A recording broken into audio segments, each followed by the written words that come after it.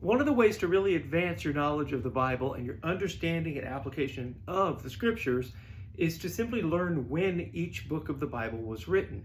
This is a pretty easy task when it comes to the New Testament. The Old Testament gets a little bit more difficult because some of the stuff is older than we think, younger than we think, but the New Testament is pretty well dialed in. And most of us thought, when we first read the Bible, that the Gospels were written very close to the time that the events happened, maybe even as journals, and then Paul's letters come later. That's not how it worked. The Gospels were written long after Paul wrote his letters. So the disciples, the apostles, went out and made believers using the Old Testament, using the Tanakh. That's how they searched the scriptures to see if things were so. And one really small sentence that packs a ton is in 1 Corinthians 5, verse 8.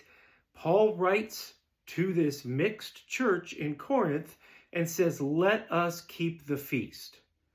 This unpacks to a brick wall to the people who tell us that the early church stopped keeping the festivals, that the early church didn't keep the Torah, because 1 Corinthians was written between AD 52 and 55. That's 20 years after Yeshua ascended.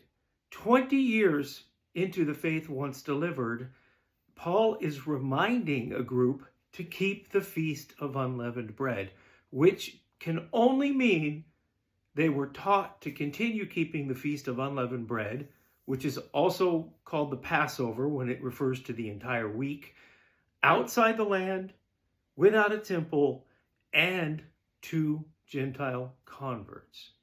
That's the faith that I want.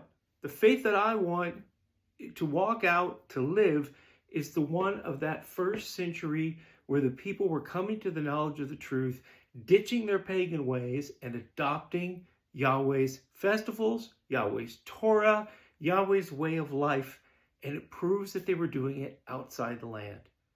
So this is wonderful information because this allows us to adapt our practices today to align with the first century believers. And if you'd like to learn how to keep the holy days of the first century in a New Testament context, please click the associated video for a lengthy discussion. Shalom, I'm Chris with firstcenturychristianity.net. May Yahweh bless you and keep you in the name of his son, Yeshua.